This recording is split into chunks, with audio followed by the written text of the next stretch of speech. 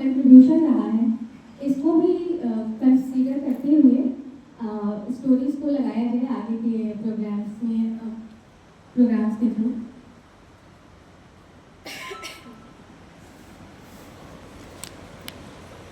एक छोटा सा पीपीटी मैंने तैयार किया है, significance of startups and make in India in small town in mission विकसित भारत। इसमें आप देख सकते हैं कि विकसित भारत दो है क्या, अगर आप पढ़ पा रहे हैं तो। हम सभी जानते हैं कि विकसित भारत का जो लक्ष्य है भारत सरकार का, वो देश को इस मुकाम तक पहुंचाने का लक्ष्य है कि 2047 तक हम पूरे भारतवासी ये गर्व से कह सकें कि भारत अब ऐसी जगह स्टैंड करता है कि पूरी दुनिया से कम्पीट कर सकता है। पूरी दुनिया से कम्पीट करने का मतलब सिर्फ ये नहीं है कि हम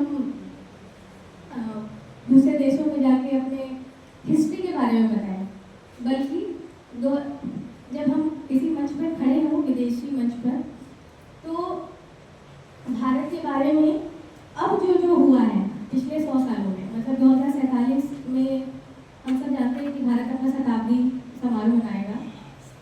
तो इन 100 सालों में भारत कहाँ से कहाँ तक पहुँचा है, इस बारे में पढ़कर देखकर ये गर्व से कह सके कि आज भारत उस ऊंचाई पे पहुँचा है जो पिछले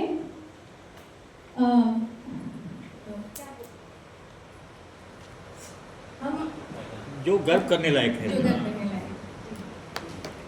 स्लाइड आगे बढ़ाइएगा। ये विकसित भारत के कुछ लक्ष्य हैं मिशन के, लाइक $30 ट्रिलियन की अर्थव्यवस्था होनी चाहिए भारत की, वो 2047 तक हम अचीव कर सके।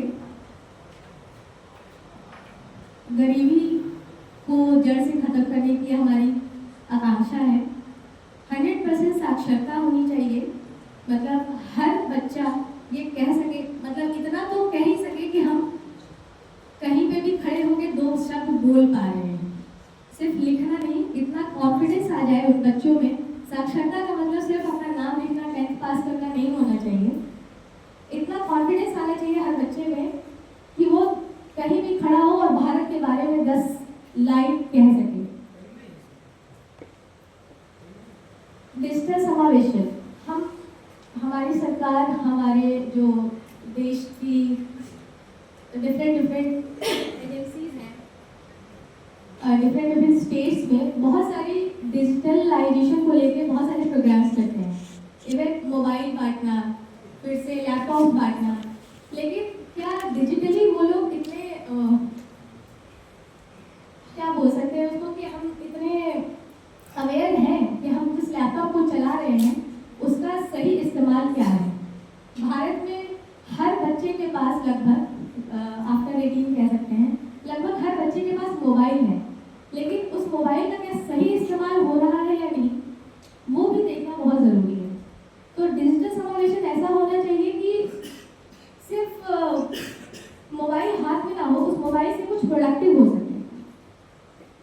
गुड गवर्नेंस और पारदर्शिता, हमारे बीच में इतने सारे ऑफिसर्स अवेलेबल हैं, तो वो बता सकते हैं कि गुड गवर्नेंस का क्या मतलब है।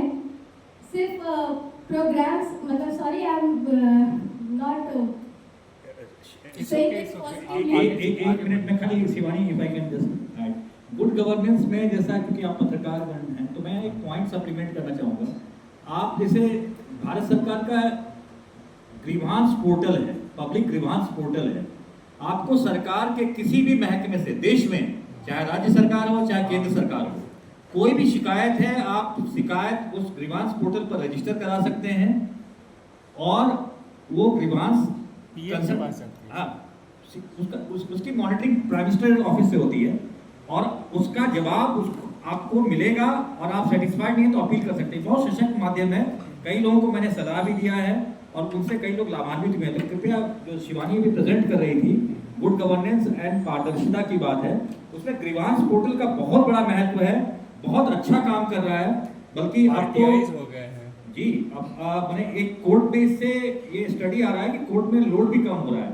तो अगर आप कभी आपको मौका मिला तो उस पर थोड़ा अध्ययन कीजिए उसके रैमिफिकेशन को भी स्टडी कीजिए और दूसरों को भी अप्रोच कीजिए। Please continue. स्लाइड में देखिए।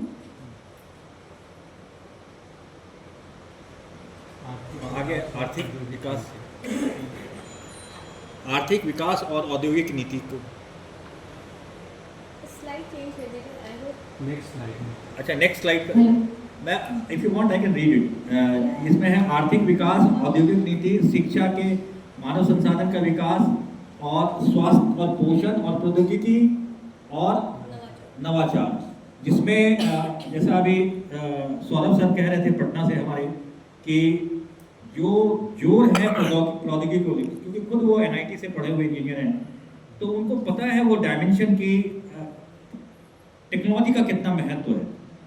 तो मैं चाहता हूं कि आप अपने रिपोर्ट में इस एंगल को भी लें कि मिशन विकसित भारत में एक बहुत बड़ा फुटहोल्ड उसका टेक्नोलॉजी है। अगर टेक्नोलॉजी नहीं होगा, चाहे आप जमशेदपुर की कल की हमारा पीआईबी का प्रेस रिलीज भी है जो कि स्किल डेवलपमेंट सेंटर झारखंड, जैसा आपको पता होगा कि जमशेदपुर में है, उसके साइट पर आप जाके देख सकते हैं, कई सारे मेजर कल अनाउंस किए गए हैं।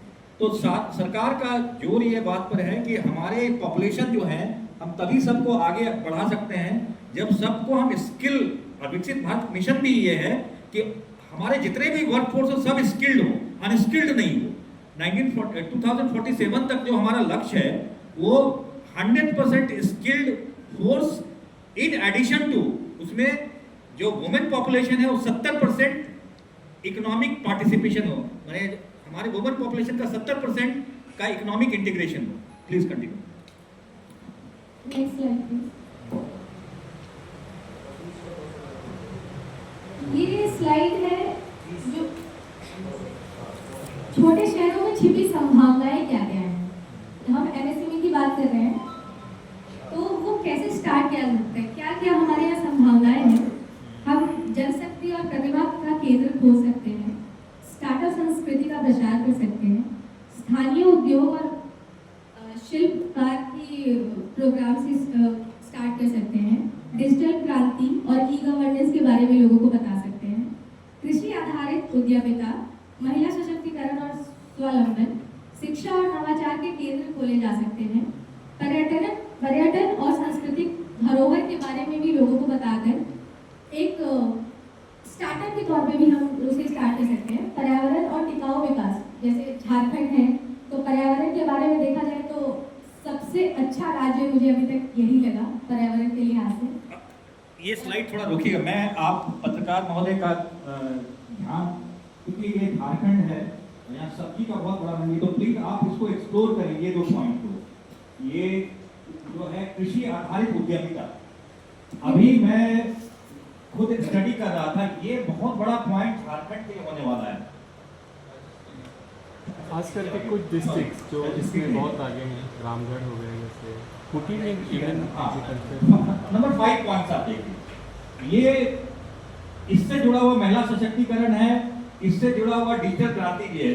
क्योंकि मैं लोहरदगा गया था थोड़ा दिन पहले, वहां पर मैंने देखा कि वो लोग विदेश सब टमाटर भेज रहे हैं ई पोर्टल के लिए। बल्कि एक लोग किसी ने बताया कि पाकिस्तान को जो टमाटर बैन किया गया, इसका सीधा असर लोहरदगा के लोगों को पहले नुकसान हो जाता था, वो नुकसान नहीं होता है, वो ई पोर्टल से उन्होंने रीडायरेक्ट कर दिया। तो मैं चाहता हूं कि आप अपने रिपोर्ट में इस बात का जिक्र करें कि झारखंड की संभावना में कृषि उद्यमिता पर आधारित जो है एमएसएमई का बहुत स्कोप है। और जैसा कि बताया गया कि इसमें टेक्नोलॉजी अपग्रेडेशन के लिए आपके पास स्किल डेवलपमेंट सेंटर भी है सरकार की तरफ से, प्लस मलिका मैम ने जैसा बताया कि लोन की बहुत बड़ी सुविधा है, प्लस मृत्युंजय सर ने बताया जैसा कि आपके पास लीगल प्रोविजन बहुत बढ़ा दिए गए हैं, मशीनरी 125 करोड़ और टर्नओवर 400 करोड़ तक एमएसएमई में, ये बहुत बड़ा गवर्नमेंट का रिफॉर्म है। तो मैं चाहता हूं कि आप जब रिपोर्ट लिखें तो कृपया इसको हाईलाइट करें प्लीज। शिवानी ने नेक्स्ट स्लाइड।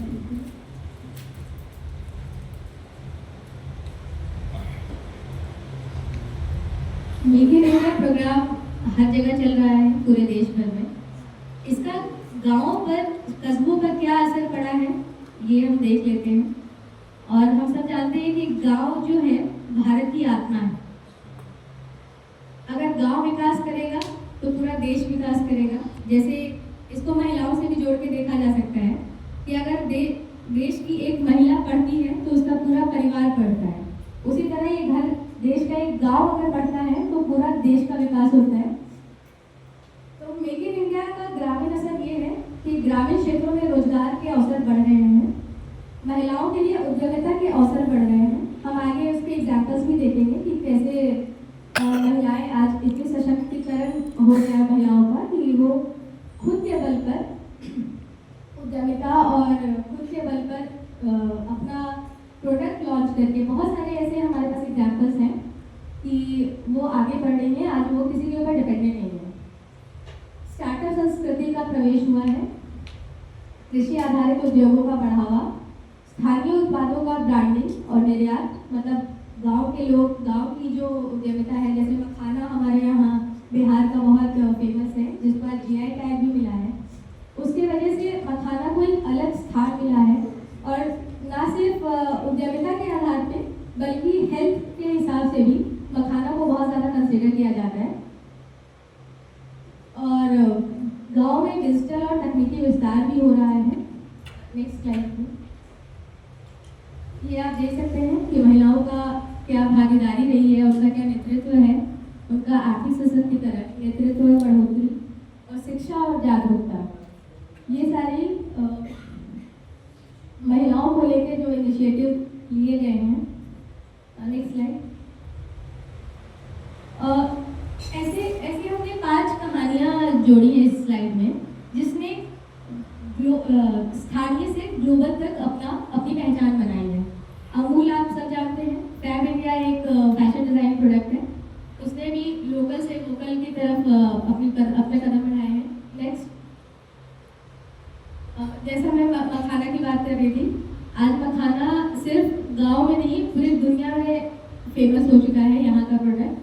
राजस्थान की ब्लॉक प्रिंटिंग, पंचगढ़ी हाथीदांत कलाकारी, झारखंड के भी ऐसे बहुत सारे प्रोडक्ट्स हैं जो आज देश भर में, विदेशों में भी देखे जा सकते हैं। स्किल इंडिया मिशन की प्रमुख योजनाएं क्या क्या हैं, ये आप स्लाइड से देख सकते हैं। और भी योजनाएं हैं, हमने कुछ को इसमें कंसीडर किया है अपने स्लाइड में।